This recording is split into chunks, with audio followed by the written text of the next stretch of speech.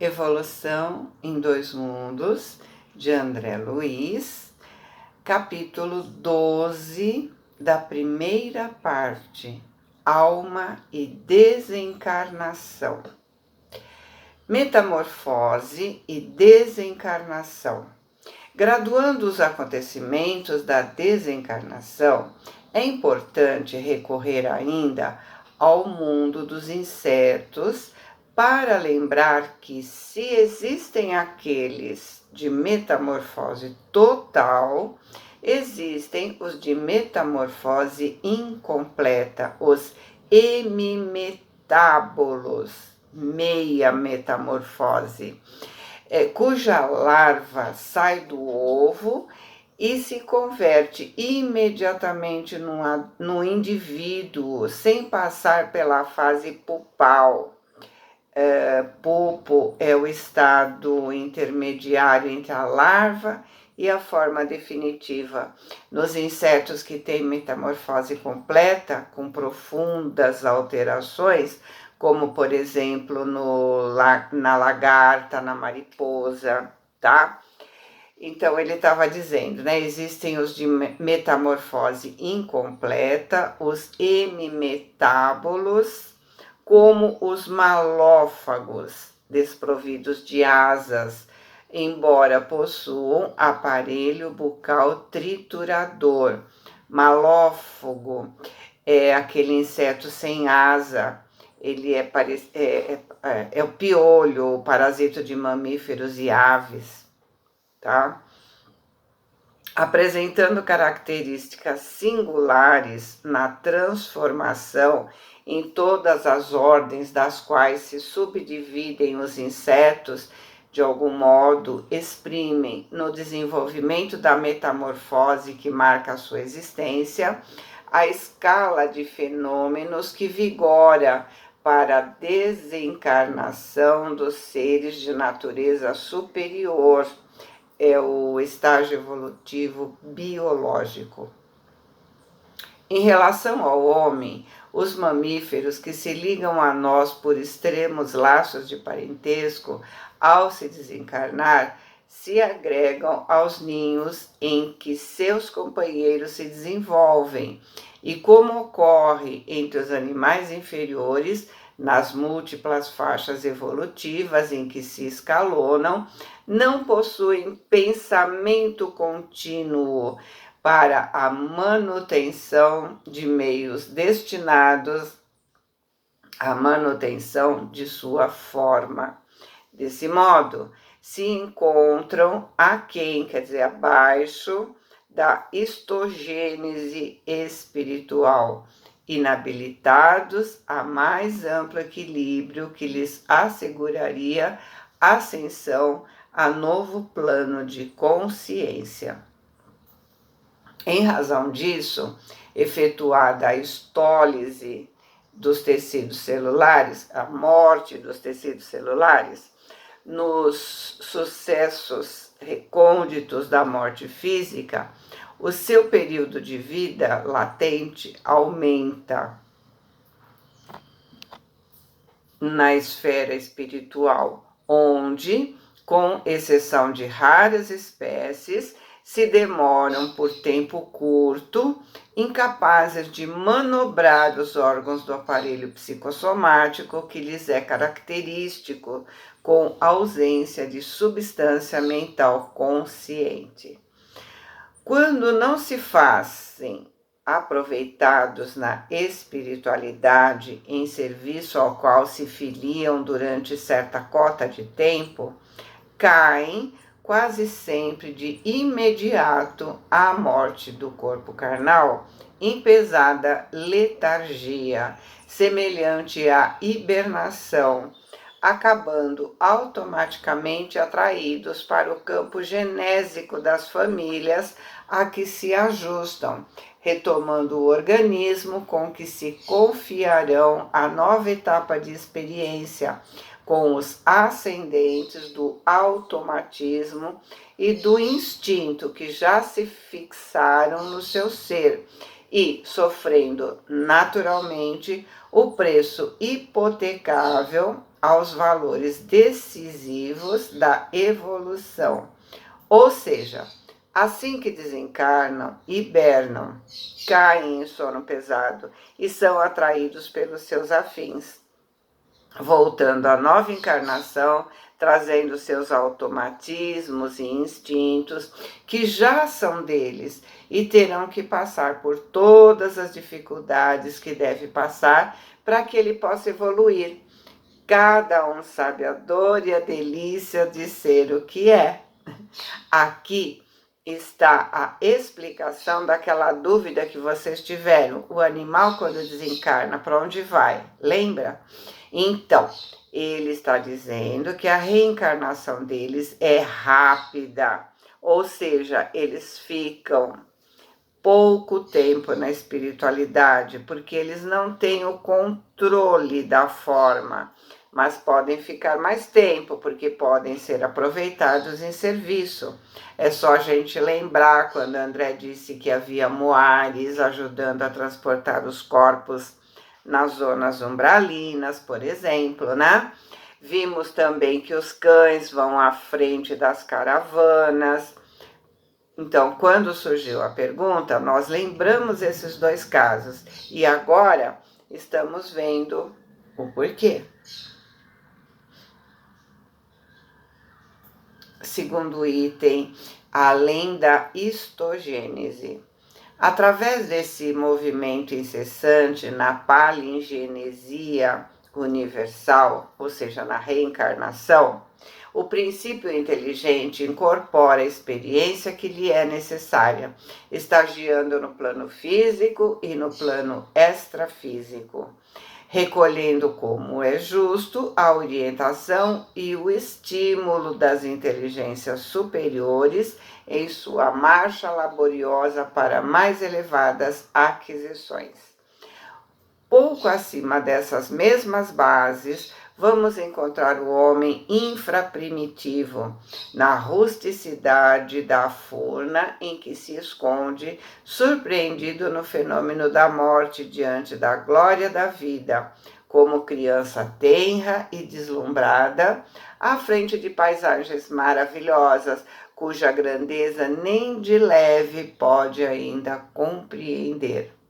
O pensamento constante ofereceu-lhe a precisa estabilidade para a metamorfose completa. Pela persistência e consistência das ideias, adquiriu o poder de se integrar mentalmente para além da histogênese, em seu corpo espiritual, conduzindo-o com a alavanca da própria vontade que a indagação e o trabalho enriqueceram para o novo estado individual.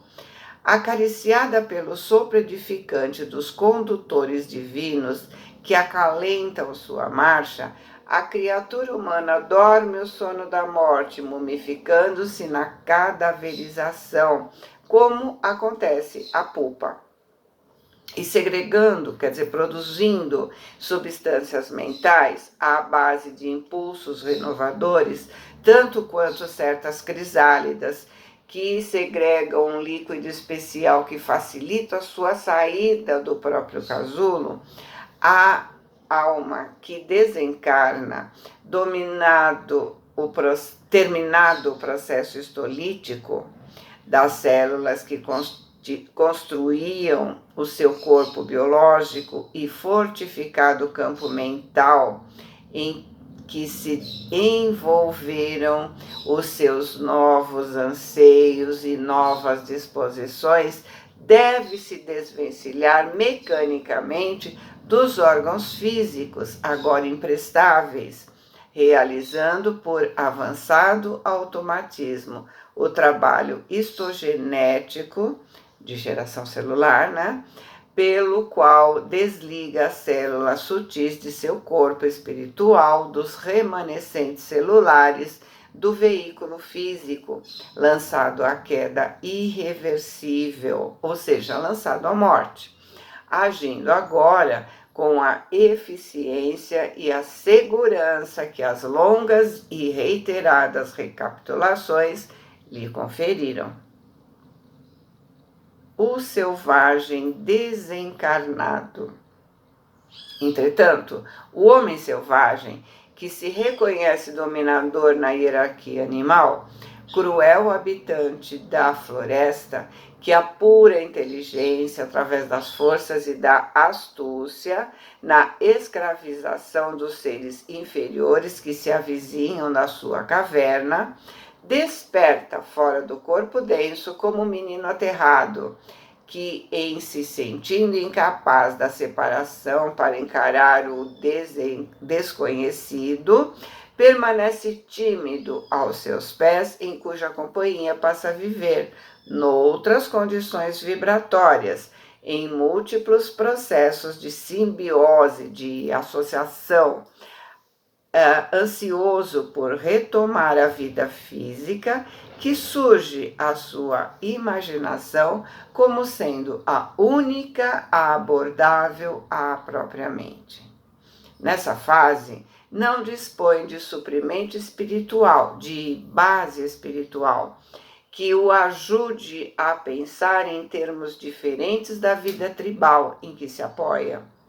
O espetáculo da vastidão cósmica perturba o seu olhar e a visita de seres extraterrestres, mesmo benevolentes e sábios, lhe causa pavor, crendo-se à frente de deuses bons ou maus, cuja natureza ele próprio se incumbe de fantasiar, na carência das próprias concepções.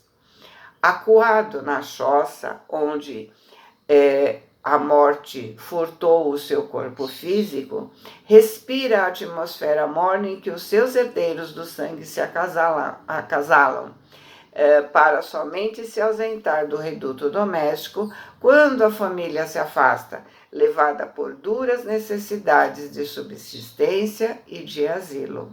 E o homem primitivo, que desencarnou suspirando pelo devotamento dos pais e notadamente pelo carinho do colo materno, expulso do corpo físico, não tem outro pensamento senão voltar ao convívio revitalizante daqueles que usam a sua linguagem e comungam os seus interesses.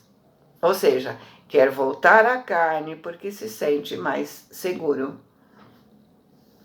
Monoideísmo e reencarnação ressurgem na própria taba e renascer na carne, cujas exalações magnetizam a sua alma, constituem a aspiração incessante do selvagem desencarnado. Nele estabelece o monoideísmo. Monoideísmo é a ideia única, ideia fixa, pelo qual os outros desejos se empalidecendo no seu íntimo. Pela oclusão de outros estímulos, os órgãos do corpo espiritual se retraem ou se atrofiam por ausência de função e se voltam instintivamente para a sede do governo mental, onde se localizam outros e onde se localizam ocultos e definhados na base dos pensamentos em circuito fechado sobre si mesmos, como implementos potenciais do germe vivo, onde entre as paredes do ovo, então como se fosse o germe que está dentro do ovo. Em tais circunstâncias, se o monoideísmo é somente reversível através da reencarnação, a criatura humana desencarnada, mantida a justa distância, lembra as bactérias que se transformam em esporos quando as condições de meio se apresentam inadequadas para elas, tornando-se imóveis e resistindo admiravelmente ao frio e ao calor durante anos, para regressarem ao ciclo de evolução que lhes é peculiar, assim que se identifiquem de novo em ambiente propício. sentindo-se em clima adverso, clima contrário ao seu modo de ser, o homem primitivo, desenfaixado do invólucro físico, recusa-se ao movimento na esfera extrafísica, submergindo-se lentamente na atrofia das células que tecem o seu corpo espiritual, por monoideísmo auto-hipnotizante, provocado pelo pensamento fixo depressivo, que define o seu desejo de retorno ao abrigo fisiológico. Então, ele tem medo, não quer ver o que está acontecendo. Aí ele se agarra ao que ele conhece. Quantas vezes ainda nós fazemos isso? Temos medo do desconhecido e preferimos continuar na mesma situação, mesmo que essa situação não seja confortável. Está ruim, mas pelo menos sabemos no que vai dar e nos recusamos a pensar diferente. Mantemos a ideia fixa e dessa forma fica difícil ver a saída do problema. Fica difícil evoluir. Voltando ao texto. Nesse período, afirmamos habitualmente que o desencarnado perdeu o seu corpo espiritual, transformando-se num corpo ovoide, o que ocorre, aliás, a inúmeros desencarnados em situação de desequilíbrio, cabendo-nos notar que essa forma de ovoide, segundo a nossa maneira atual de percepção, expressa o corpo mental da individualidade e guarda consigo, conforme os princípios ontogenéticos da criação divina. Ontogenético é o desenvolvimento do indivíduo desde a formação, da fecundação, né, até a maturidade para a reprodução. Então, guarda consigo, conforme os princípios do seu desenvolvimento, todos os órgãos virtuais de exteriorização da alma nos circuitos terrestres e espirituais, assim como o ovo, aparentemente simples, guarda hoje a ave poderosa de amanhã, ou como a semente minúscula que conserva nos tecidos embrionários a árvore vigorosa em que se transformará no futuro. Então, apesar de muito triste essa situação, como vimos no capítulo 6 e 7 do livro Libertação, quando André nos contou a existência dos ovoides, devemos ter a certeza de que o indivíduo que se torna um ovoide não regride. Sabemos que a evolução não dá saltos e também não regride. Ele estaciona, como estacionamos toda vez que temos medo do desconhecido e não conseguimos fazer diferente.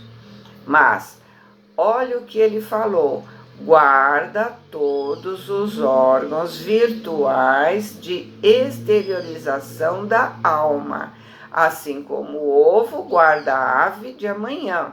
Ou seja, quando ele reencarnar, ele terá um corpo humano. Forma carnal. Mas, assim como o germe, para se desenvolver no ovo, precisa se aquecer ao calor da ave que o acolha maternalmente ou do ambiente térmico apropriado, no recinto da chocadeira, e assim como a semente, para liberar os princípios germinativos do vegetal gigantesco em que se converterá, não dispensa o berço tépido, morno do solo, os indivíduos desencarnados, sequiosos de reintegração no mundo físico, necessitam do vaso genésico da mulher, que com eles se harmoniza nas linhas da afinidade e, consequentemente, da herança genética, né, de qualidades ou defeitos, Vaso esse a que se aglutinam, quer dizer, se ligam mecanicamente, e onde, conforme as leis da reencarnação, operam em alguns dias todas as ocorrências da sua evolução nos reinos inferiores da natureza.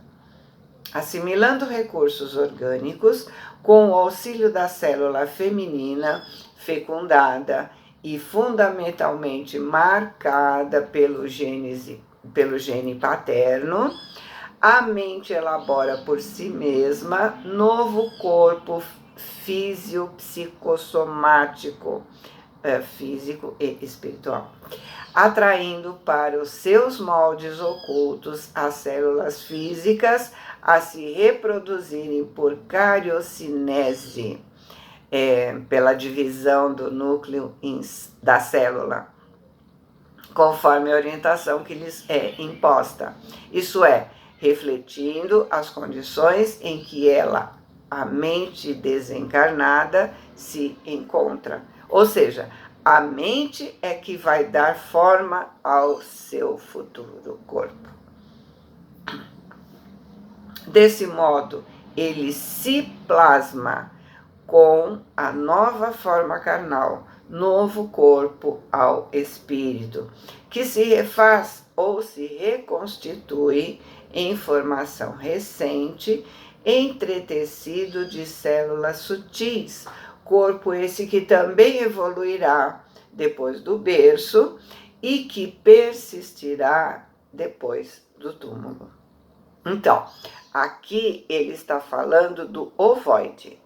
O ser reencarnante não pode ter a forma de ovo. Portanto, ele tem que se reconstituir o corpo na forma humana e, ao mesmo tempo, seu perispírito também vai se reconstituindo e, através da sua conduta, de seus desejos, de suas ações, ele vai se modificando e, quando ele desencarnar, o perispírito estará novamente na forma humana. Desencarnação natural. Por milênios consecutivos, o homem ensaia a desencarnação natural, progredindo vagarosamente em graus de consciência após a decomposição do corpo somático, do corpo físico. Recordando as comparações anteriores com o domínio dos insetos, a matriz uterina oferece ao espírito novas formas, e assim como a larva se alimenta, assegurando a esperada metamorfose, a alma avança em experiência enquanto o corpo carnal, adquirindo méritos ou deméritos, segundo a própria conduta, e entregando-se em seguida no fenômeno da morte ou estólise do invólucro de matéria física, a pausa imprescindível, indispensável nas próprias atividades ou hiato de refazimento, que pode ser longo ou rápido, para ressurgir pela gênese espiritual, dominando novos órgãos e implementos necessários ao seu novo campo de ação, demorando-se nele, ficando no plano espiritual, à medida dos conhecimentos conquistados na romagem humana.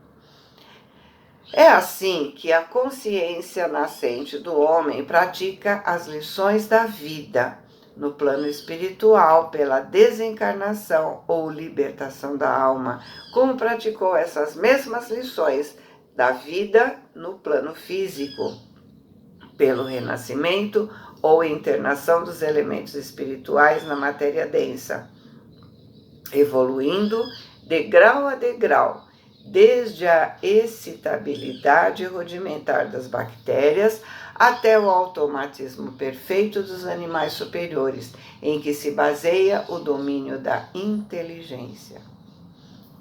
Então, vai desenvolvendo e incorporando desde o início em cada uma das etapas, até chegar ao raciocínio pleno e daí começar a gestar de forma consciente o próprio perispírito, formar seu perispírito. Com todos os detalhes adquiridos, o perispírito é formado de células, é idêntico ao corpo carnal, tanto que quando sonhamos com os nossos antepassados, nós os vemos como eram aqui, não como a gente imagina os fantasminhas dos filmes ou desenhos animados, né? Aquele lençolzinho com 2 olhinhos, igual ao corpo carnal. Revisão das experiências de libertação a libertação. Na ocorrência da morte, a criatura começa a familiarizar com a esfera extrafísica, assim como recapitula, quer dizer, recorda, nos primeiros dias da existência intrauterina, no processo reencarnatório, para os lances, todas as etapas de sua evolução filogenética.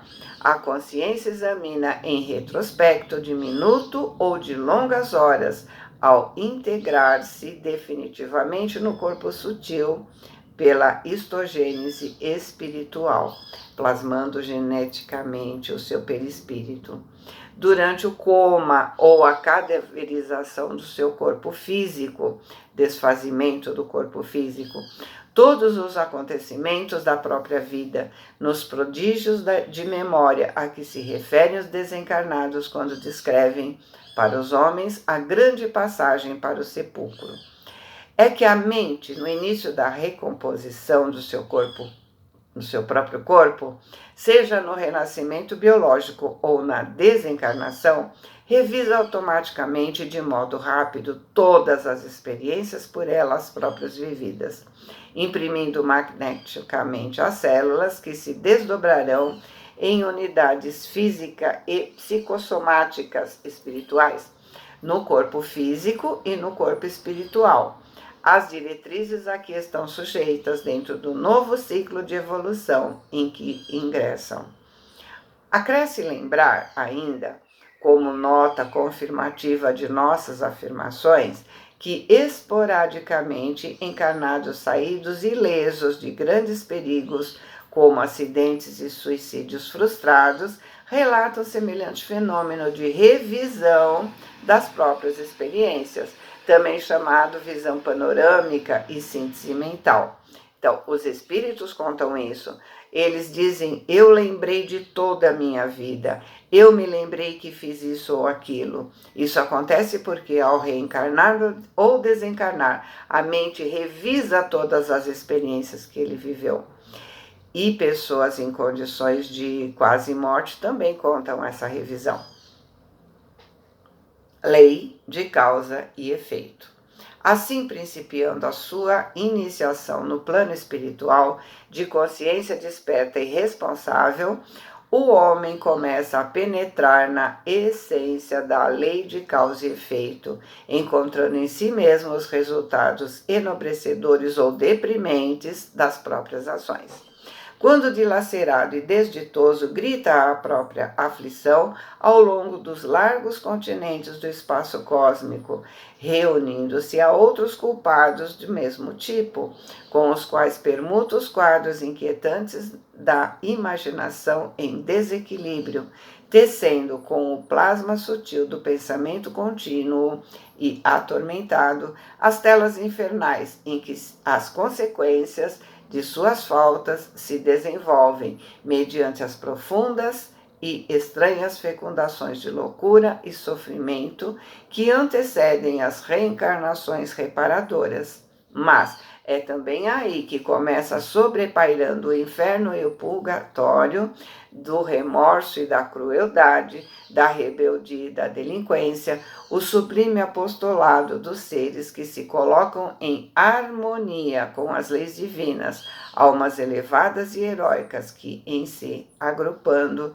intimamente tocadas de compaixão, pelos laços que deixaram no mundo físico, iniciam com a inspiração das potências angélicas o serviço de abnegação e renúncia, com que a glória e a divindade do amor edificam o império do sumo bem, no chamado céu, de onde vertem mais ampla luz sobre a noite dos homens. Ou seja, hoje posso criar um futuro melhor ou não. Depende da minha ação. Em todos os livros que nós estudamos até agora, vimos exemplos de que André está nos explicando agora. Vimos que seja o que for que fizermos, encontraremos espíritos afins com os quais estaremos. Boa semana. Amo vocês. Esse foi em Pedro Leopoldo, 9 de março de 58.